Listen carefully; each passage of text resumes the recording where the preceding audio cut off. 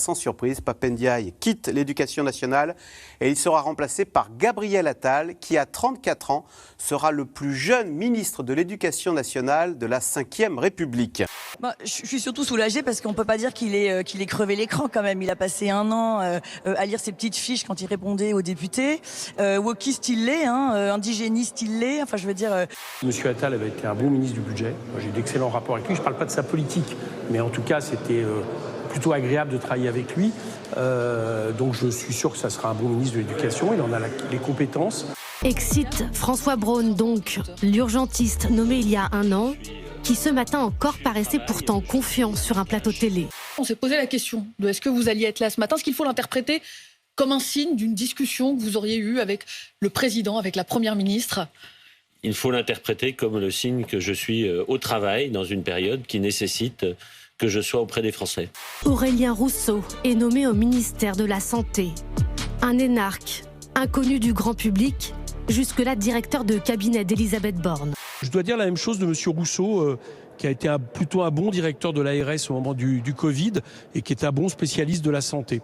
Le macronisme n'est pas capable en fait d'avoir et de supporter la liberté de ces personnalités de la société civile, et à chaque fois ça se finit mal, à chaque fois ces personnalités sont exclues. C'est la technocratie qui gagne encore, alors que le peuple mérite autre chose, je pense. Et là en fait on voit un appauvrissement de la pensée autour de ceux qui répètent sagement des éléments de langage. Fragilisée par l'affaire du fonds Marianne. Pas d'autre déclaration que celle que j'ai faite.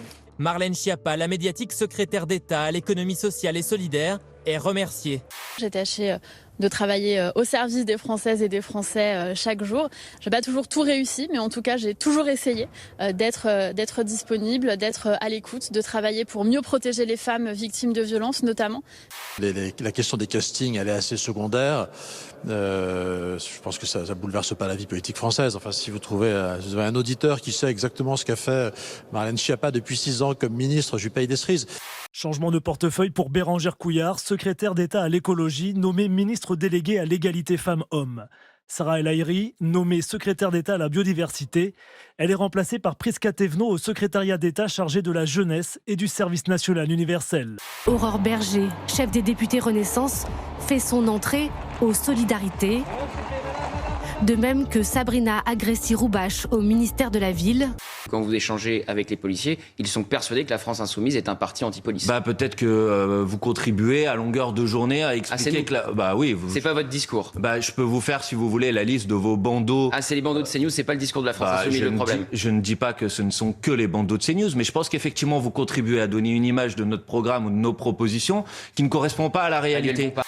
En attendant, le chef de l'État ce soir-là tente de remonter le moral des troupes. On peut collectivement être très fiers de ce qui a été fait ces derniers mois.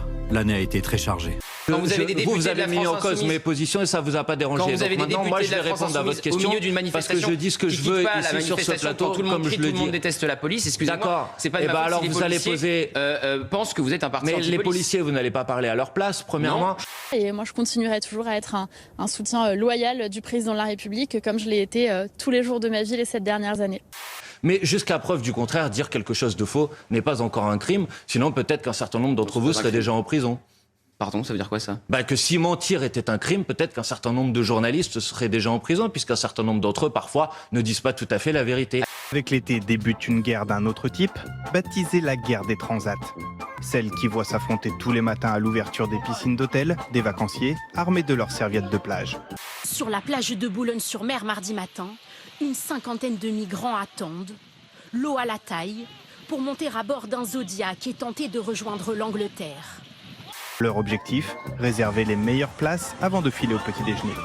Le phénomène n'est pas né avec les réseaux sociaux, mais grâce à eux, il est bien documenté. Comme disait Saint-Exupéry, nul ne peut prédire l'avenir. Le principe, c'est plutôt de le rendre possible.